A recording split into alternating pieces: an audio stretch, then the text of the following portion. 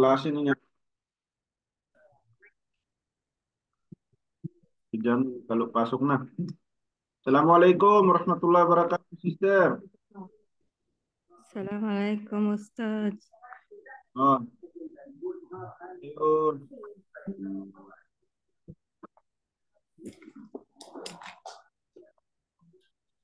So, Assalamualaikum.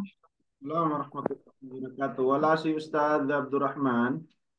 So, excuse mo. Ha? Wala rin si Ustad Abu Baida. Yung akin, kukunin ko yung subject ko. Yung president natin parang, larong emergency na. May emergency yung dalawa. So, yung akin, kukunin ko na yung subject ko sa inyo na PE. Ano yung last na topic natin? Yung last na, ano? Uh,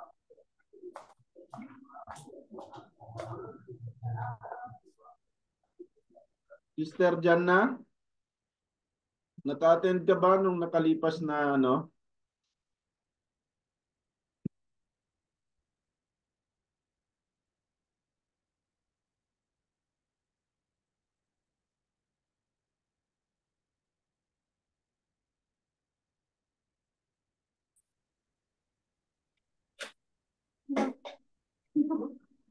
Sister Janna. Mangi ka sa cell? Brandolas ka. Eka, kaya iman mata na daw, tingin ata tingin sa din tingin na. No place. Kaya mo ya kung mo. So, Bismillahirrahmanirrahim. Uh, Nakuha natin nakalipas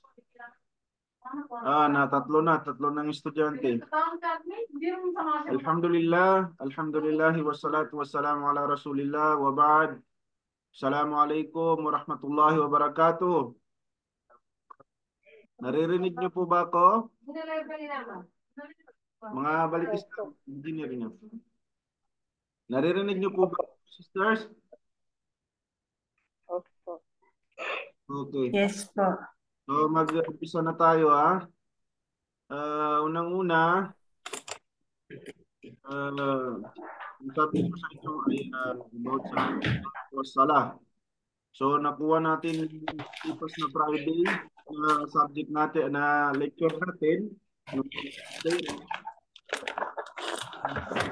salah, ha? Siyam na kondisyones para isagawa yung pagdarasal.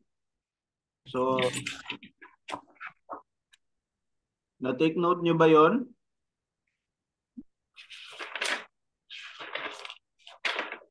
Dapat na ma-take note nyo yun. Yun ninyo yung pag-aralan natin. Kasi pag tayo, pwede natin itanong yung mga ganong question.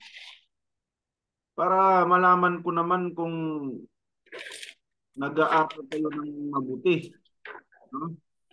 Kung meron din pumapasok sa natatandaan ninyo yung mga pinag-aaralan natin. So ngayon, papasok tayo sa pamamaraan ng pag-wudu.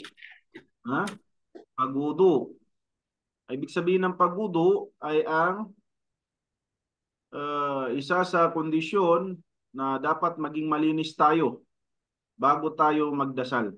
Bago tayo papasok sa pagdarasal, ay kinakailangan maging malinis. So, unang-una ay yung intensyon natin sa pag-wudu, pag-aablusyon. Yung wudu, ang ibig sabihin niya ay ang pag-ablusyon. Isa sa kinakailangan bago tayo pumasok sa pagdarasal, tayo ay nakapag-ablusyon, tayo ay nakapag-wudu. Pamilyar ba sa inyo yung tinatawag na pag-wudu? Pag before magsalah, tayo ay naghuhugas, nag-ablusyon. Si Sister Jan, Yes po. Familiar po sa inyo? Yes po. Okay. Yes po. Okay, so yung pamamaraan ng pagwudu, unang-una ay 3 beses sa kanang kamay. Ha? Kanang kamay, 3 beses. Ha? Sa kaliwa. Iugasan mo yung 3 kamay mo. Ganyan-ganyan mo. Kanan muna hanggang dito. Ugasan mo ng 3 beses. Ha? Ganun din sa kaliwa, 3 beses. Ha? 3 beses. Ganyan-ganyan mo, 3 beses. Dapat mabasa hanggang dito sa yung tenga ng kamay. Mm. So, 3 beses yun. Nakikita niyo ba yung ko pag di-demo ko na Opo. Yes po. 3 beses una sa kanang kamay, 3 beses naman sa kaliwang kamay. Mauuna dapat kanan, ha? Dapat mauuna yung kanan. So, tapos 3 beses. After nun ay 3 beses naman sa kaliwa. Kasi after nito, pag matapos natin yung wudu, ay papasok na tayo sa salah, no? Sa pagdarasal. Ano yung mga babasahin natin? Ano yung mga dapat gagawin natin? So, una-una, bago yun, kinakailangan mag-ablusyon muna tayo. So, first sa pag-aablusyon, lahat ng ibada, lahat, tandaan ninyo, lahat ng mga ibada, pagsamba, uh, o di kaya ay utos sa Islam, kinakailangan ng tinatawag na intensyon. Kinakailangan meron tayong intensyon. Sa pag-wudu natin, ang intensyon natin dyan ay ang para maging malinis tayo para sa pagsagawa ng pagdarasal. Ha? Makapagdasal tayo. Hindi yung intensyon natin na naging malinis tayo dahil sa ibang dahilan. Ha? Hindi ang dahilan na naging malinis tayo, ginawa natin yon ay para sa pagsamba sa Allah subhanahu wa ta'ala. Okay? So, unang-una, intensyon, na mag-wudu tayo. Tapos, babasahin na natin yung kamay natin ng 3 beses. Tulad ng pinakita ko kanina, ganyan, 3 beses. Dito naman, 3 beses naman sa kaliwa. So, una-una, kanan. Ang kasunod, after 3 times, kasunod naman ay ang kaliwang kamay. So, after yun, ay magmumog. Ha? Alam niyo yung magmumog? Magmumog ng tubig. Ha? Yung way na pagmumog ng tubig, anong, yung way ng pagmumog ng tubig, ipapasok mo yung tubig sa bunganga mo, tapos, igalaw-galaw mo yung dila mo. Ha? Yung iba, inaano nila ng kamay nila, ganyan. Pero ang pinaka-mainam na sunnah ay yung pagmumog na igagalaw-galaw mo yung dila mo. Iano mo yung dila mo na doon sa tubig. Siya yung baga, tahrikul lisan. Ha? Pag galaw ng dila. Ha? Yun ang sunnah. Pag nasa bunganga mo na yung tubig, igalaw-galaw mo yung dila mo na siya maglinis ng buong ano mo. Parang pag ginawa mo, ganyan-ganyan ka. Oh. Tapos, 3 times din yun. 3 times din yun. Pag-move mo, galaw-galaw mo yung dila mo, linisin yung mga gums mo dyan, tsaka mo idudura naman yung tubig. So, 3 times yun. Ha? 3 times yun. 3 times, 3 beses, ulitin mo yun. 3 beses. So, pagkatapos noon ay 3 beses naman din sa ilong. Ah, Pagpapasok ng tubig sa ilong at pagsinga. Ha? Papasok mo yung tubig at isisinga mo. 3 beses din yon. Unang-una kamay, sunod bunganga, gagalaw-galawin yung dila para maging malinis yung sa pagmumog. tapos 3 beses din, tapos ilong na. Ha? Ang ilong, pasok yung tubig sa ilong. Ha? Tapos magsinga. Ha? 3 beses din yung gagawin. Ha? 3 beses na gagawin. Tapos, after nun ay ang paghugas sa muka. Ha? Hugasan yung muka. Muka hanggang dito, hanggang dito. Ha? Dito. Hindi kasali yung tenga. Ito yung dito na yan. Part ito. Yung Ay, kusa. parte ng ulo itong tenga. Ito lang yung muka. Ha? Dito. Ha? Ang mukha, hugasan natin 3 beses din. Yung mukha natin, 3 beses. Hugasan. 3 beses yan, hugasan. Kasunod sa ilong ay ang mukha. 3 beses na hugasan natin yung mukha natin. Tapos kasunod doon sa mukha ay hugasan natin naman ang kamay, nasa kamay hanggang dito. Siko. Kailangan magpas dito. Dito, hugasan yan. Dito. Yan. 3 times din yun. 3 times. Ano mo, ganyan. Kanan muna. 3 times mo, hugasan ito. Ganyan. 3 times. Hanggang lagpas dito sa siko. Babasahin mo ng maayos yan. 3 beses din. Mula sa kamay mo, ano mo yung tubig ganyan. Ganyan. 3 times. Ganyan, ganyan mo. 3 times. So, pagkatapos na mukha natin, yung kamay hanggang siko. 3 beses. Kanan, mauuna. Tapos kasunod, 3 beses din sa kaliwa. Kaliwa, ganun din, 3 beses. Kaliwa, 3 beses. Ganyan. So, after nun, ay yung masa. Pagpunas sa ulo. Pag natapos tayo sa kamay hanggang siko, 3 beses. Una kanan, tapos kaliwa, 3 beses din. Pupunasan naman natin yung ulo natin hanggang dito sa likod ng ulo. Dito. Hanggang dito na sa tenga. Hanggang dito na sa tenga, lilinisin natin yan. Ituturo natin, lilinisin natin yung tenga natin. Hanggang sa likod ng tenga. Ganyan. Hanggang sa likod ng tenga, ganyan. Nililinis yan. Kasama sa ulo yung tenga. Ay, sabi ko kanina yung mukha hanggang dito lang. Sa Islam, dito lang ang sakop ng mukha.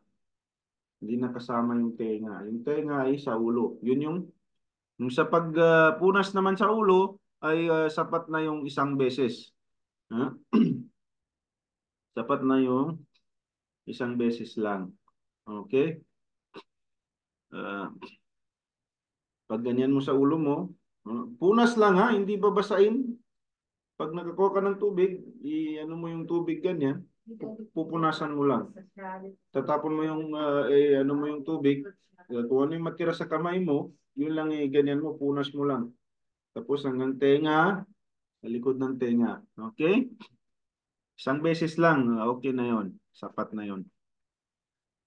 Ang kasunod ay yung paa.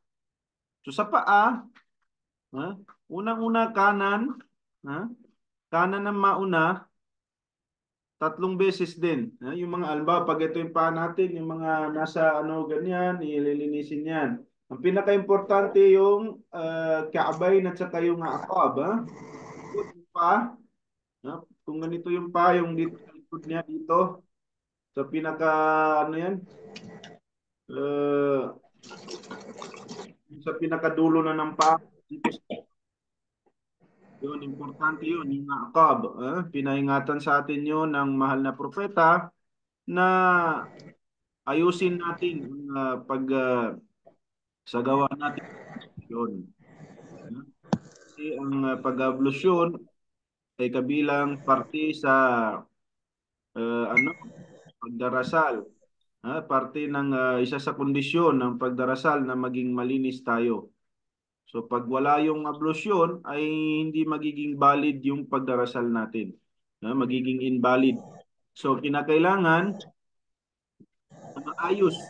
Babasain natin na maayos yung paa natin. Lalo-lalo na yung sa likod, wag natin anuhin. Wag natin pabayaan. Dapat ayos. Sa likod ng paa natin. Ano lang nga, sa harap, sa hanggang sa likod. Wag natin yon pabayaan.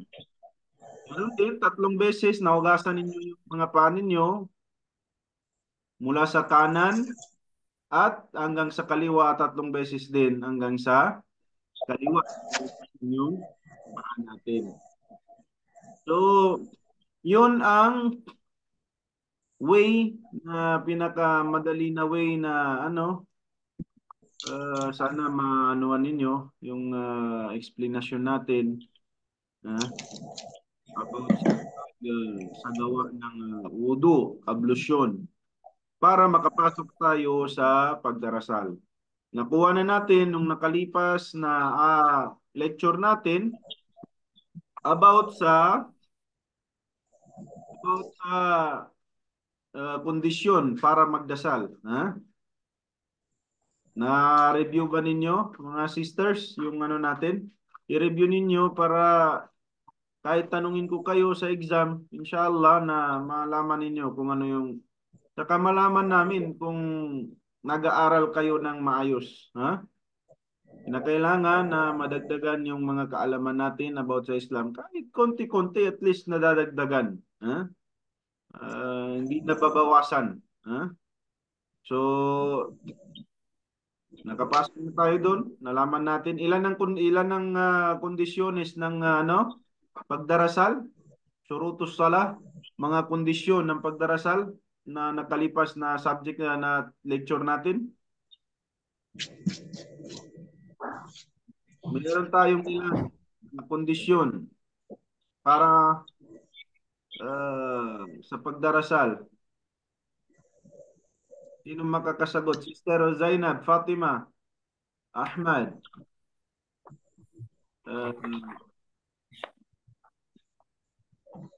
Zainab, Sister Jana. Meron tayo sa pagdarasal. Meron tayo siyam na kondisyones. Siyam na kondisyones na pagdarasal. Sa pagdarasal, bago tayo makapasok sa pagdarasal, may sagawa natin yung kailangan i-check muna natin yung siyam na kondisyones kung okay tayo doon. So ngayon, nakuha na naman natin kung paano yung way ng pag-aablusyon. At isa yun sa kabilang yun sa mga kondisyones na pagdarasal ay yung pag-aablusyon. So ngayon, tinuro natin kung paano yung way. Kasi doon na tayo papasok. Pagkatapos natin mag-ablusyon, papasok na tayo sa pagdarasal. So sa pagdarasal naman, pinakaunang-una, actually meron na siguro sa inyo nakabasa pa about sa pagdarasal, pinakaunang-una yung intensyon din. Kinakailangan na meron tayong intensyon. Na isasagawa natin yung pagdarasal, for example, Fajar, Duhur, Asar, Maghrib, tsaka Isha, kinakailangan nandun yung intensyon. At yung intensyon natin, ang gumagawa noon ay ang ating mga puso. Hindi ang ay ang ating mga puso. Hindi natin binabanggit. Ang mahalaga niya, ang kasagawa ng ating mga puso. Hindi natin ito binabanggit o hindi si kamay, hindi si dila, gawa ng intensyon, kundi ang ating bago tayo papasok sa pagdarasal, ganun din. Kahit dun sa pag-uudo, kinakailangan nandun yung intensyon. Sa lahat ng ibada, lahat ng pagsamba, tandaan ninyo ito. Lahat ng utos ng Allah lalo-lalo na sa pagsamba, ang magiging isa sa mga kondisyon na tatanggapin ito ni Allah ay ang pagkakaroon ng intensyon. So, para dasal, kinakailangan nandun yung intensyon natin. Hindi yung nasa nakaharap tayo sa kibla para magdasal pero iba yung hindi wala sa intensyon natin, no? Wala sa intensyon natin. Hindi natin intensyon na magdasal. Ang natin ay hindi tayo nakapokus. Hindi tayo nakapokus. Wala tayo sa pag-iisip. Wala tayo sa pag-iisip. Kung nagdasal ba tayo, ano. Kinakailangan focus ka.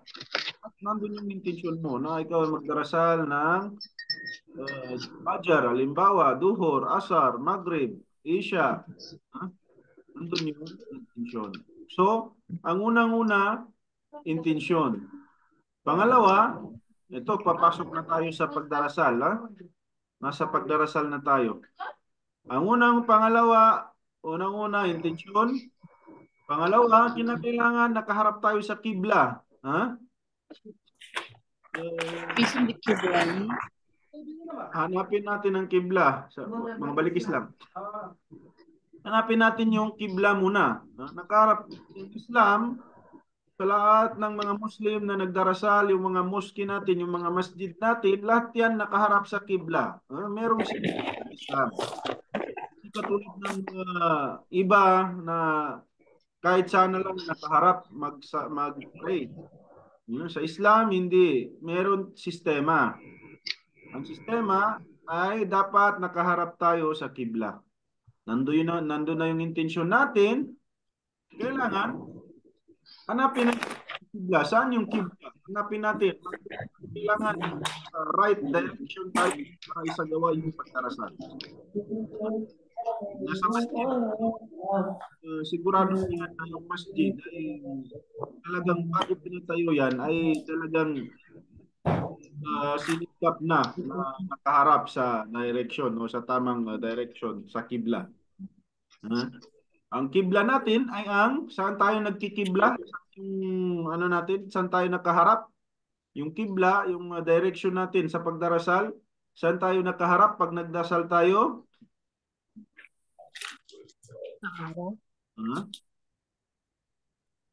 Intention? Parin natin ito. 9 kondisyon sa siyam na ang kibla ay ang pagharap sa Makkah. Nakita nyo yung Makkah? Yung lahat ng Muslim na nagdarasal sa buong mundo ay doon nakaharap. Doon nakaharap para isagawa ang kanilang mga pagdarasal. Doon tayo nakaharap. Lahat tayo. Lahat ng Muslim mananampalataya sa Allah subhanahu wa ta'ala na magsagawa ng pagdarasal sa Allah ay dapat na nakaharap sa kibla. Ayun na yan, doon sa Saudi Arabia, sa Makkah.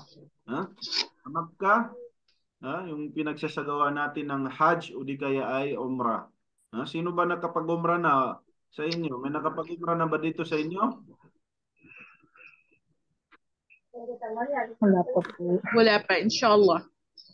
Inshallah, dito sa atin, inshallah, baka next year, mag-Umrah tayo, inshallah. Welcome kayo. Kung sinong gustong sumama, inshallah, na kontakin niya lang si Ustad Abdurrahman sa Bandal. Si Dr. Abdurrahman sa Bandal, inshallah.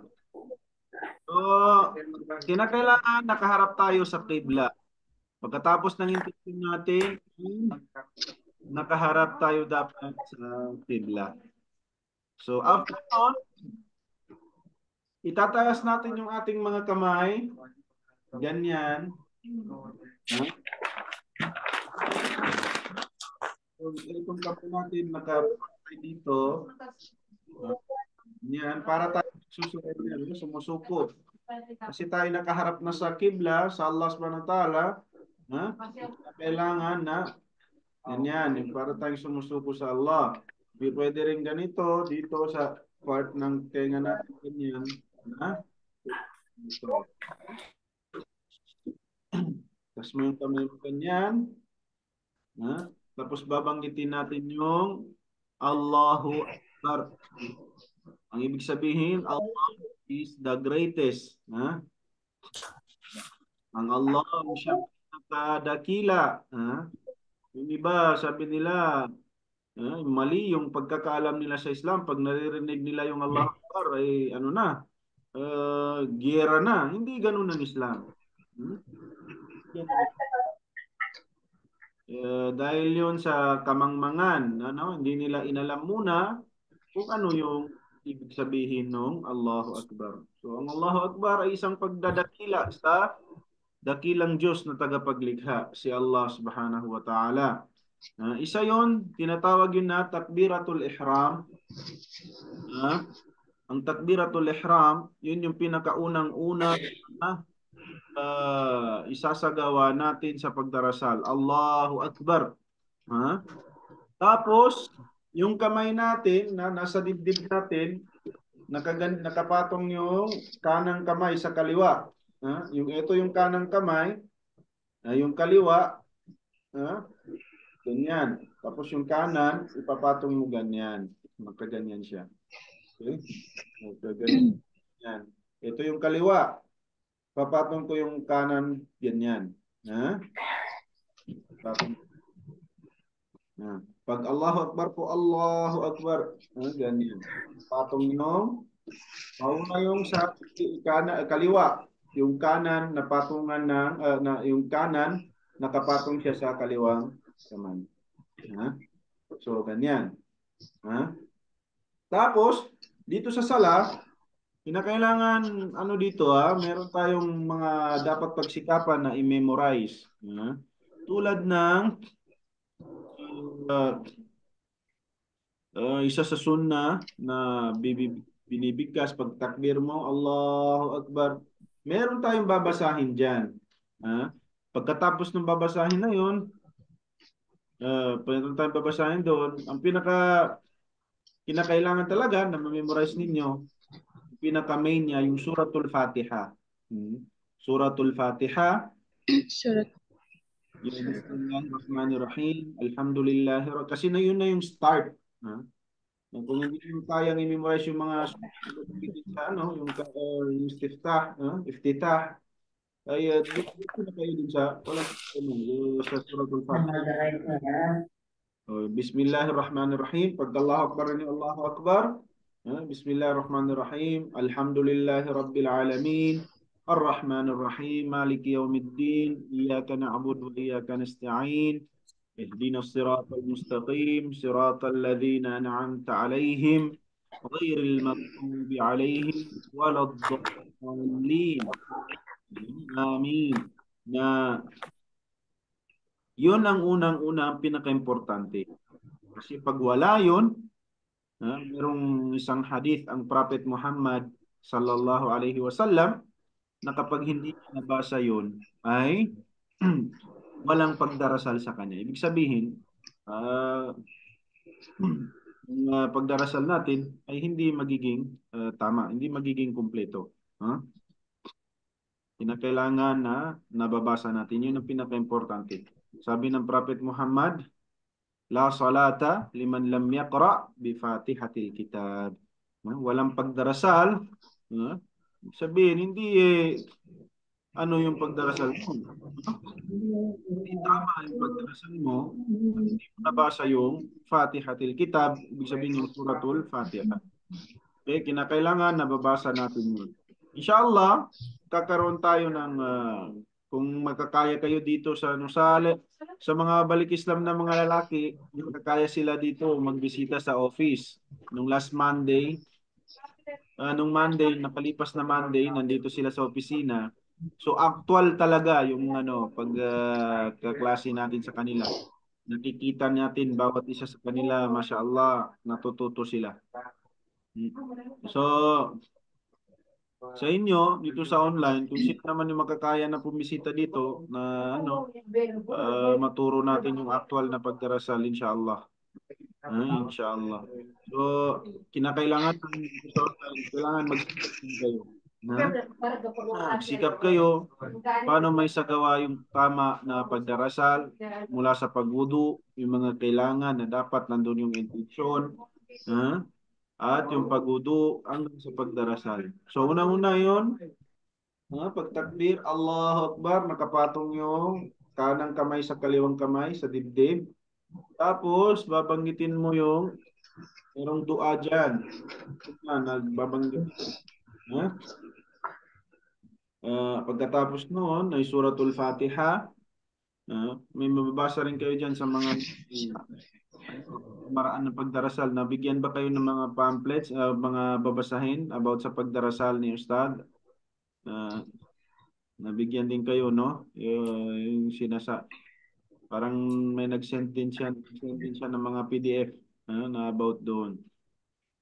So, memorize ninyo. Inshallah, gagawin kong assignment para sa inyo sa subject natin na ito, yung Fatiha. Okay ba kayo? Fatiha. Suratul Fatiha. 7 lang yun. 7 verses. 7 na verse. Para ka lang nag-memorize ng 7 pangalan ng tao.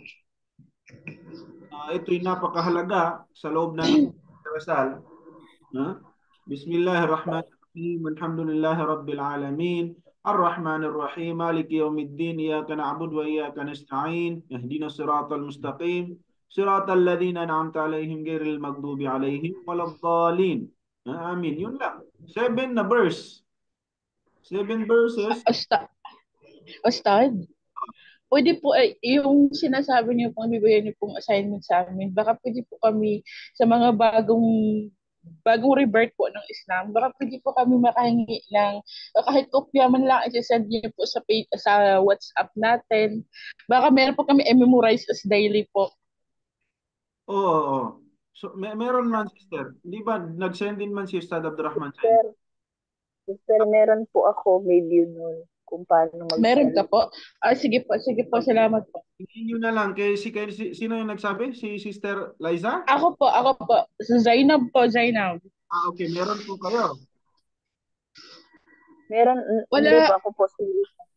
Si Liza. Meron po ako. Pwede mo i-send dito, sister, sa para ma-share. Opo, meron po akong video nun. Sa grupo po. Sige po. Para ma-share natin sa mga kasama natin. Sige po, inshallah. Salamat. So, yun lang. Ano ko sa inyo para din tayo unti-unti lang yung pag-aaral natin kasi mas maganda yung konti-konti. Ang importante na isasagawa natin. Kaysa naman sa marami masyado, napapabayaan lang.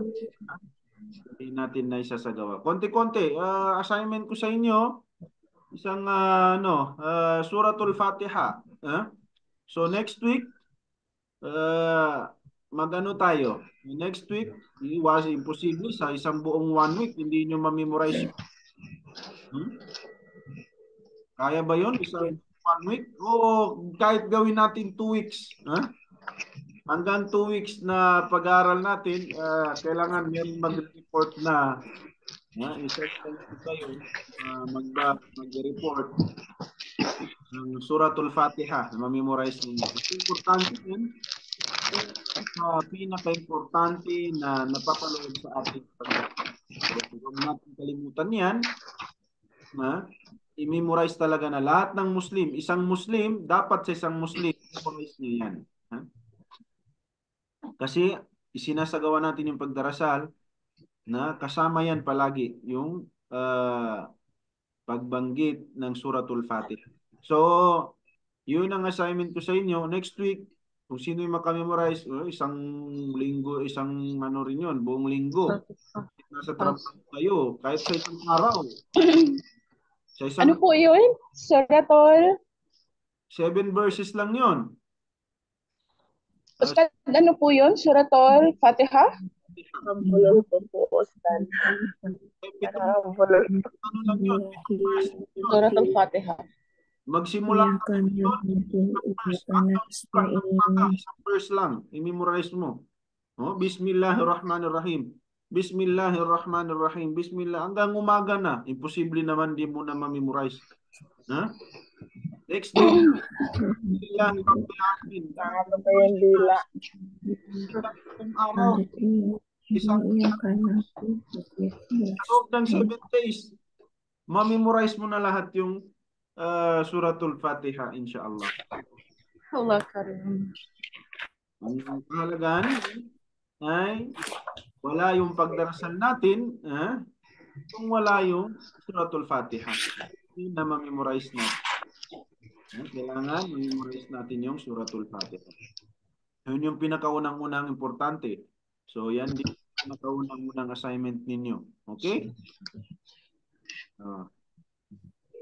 So, hanggang dyan lang muna siguro tayo. Yung dalawang ustad natin, wala sila. So, kami ay humihingi ng paumanhin kasi merong mga emergency nangyari. Siguro, Okay po. babayaran na lang namin sa ibang araw yung mga subject na hindi natin. Siguro, baka Friday, ganitong oras din, inshallah. Okay? I-update na lang namin kayo. Kasi nagkaroon sila ng mga emergency na puntahan. So, wala sila. Lecture. Hindi sila makapag-lecture. Yung isa naman, si Ustad Abu Baida ay nasa hospital. Ipagduan natin siya na gumaling, lumakas, bigyan siya ng kalakasan, may balik yung pangangatawan. So, ganito talaga ang buhay. Minsan tayo kakasakit. Walang permanente sa mundo na ito. Lahat tayo ay babalik sa Allah, lahat tayo ay uuwi sa Allah, tayo ay lahat mamamatay. So, kinakailangan sa next week magkakaroon kayo sa assignment ninyo. Sister Janna, memorize mo na. Yes po. Kunti po. Hanggang ano po, pang-4 yata o 5. Sige. Konti na lang. Inshallah. Ganyan ang ang Islam kasi dito na yung way natin going to paradise, inshallah, para sa paraiso. So, kailangan na konting pagsisikap. Bago meron ang Allah, sabi niya, lan tanalul birra hatta tunfiqu mimma tuhibbun. Ibig sabihin nun, hindi mo makakamit yung maganda, kasignahan, kagustuhan mo, kung hindi ka rin mag-sacrifice yung gusto mo. Di ba? Yes. So, gusto natin, yung oras natin, pagod natin, hindi tayo mapagod, yung oras natin, gusto natin sa. So, sa mga gusto natin, kailangan mag-sacrifice din tayo. So, sa lahat naman ng bagay, hindi lang, sa lahat ng bagay, pag meron tayong gusto, kailangan natin magsakripisyo. Tulad ng paghahanap buhay, gusto natin magkaroon ng hanap buhay, magkaroon ng pera. So, we need to sacrifice. Kailangan mag-sacrifice muna tayo. Magpakahirap muna tayo. Kahit nga yung mga nagkaroon ng mga degree, yung mga degree holder, di ba? Nagkaroon sila ng mga nakapagtapos na pa. Hindi naman na wala naman sigurong engineer, natulog lang. Pagkagising niya, naging engineer na. No? Wala naman siguro na doktor, tulog, pagkagising niya, naging doktor na. Pwede yun. Kailangan magsikap ka muna. So, tayo, ma-achieve yung mas mataas pa doon. Hindi lang makamundo yung gusto natin achieve. Gusto natin achieve ay yung paraiso. So, pinakailangan, mamemorize natin yung Suratul Fatiha. Kaya sa way natin, na makapagdasal tayo sa Allah, makamit natin yung awa niya, para tayo ay makapasok sa paraiso, inshallah. So, 1 minute na lang ang ano na natitira. Magpapaalam na ako sa inyo. So, i-update ko na lang kayo, inshallah, sa mga next na class natin, inshallah. Pag mayroong mga ng oras yung mga ustad natin, para doon sa mga hindi nila na lecture ng mga subject. Shukran sa inyo. I-review nyo na lang yung isisend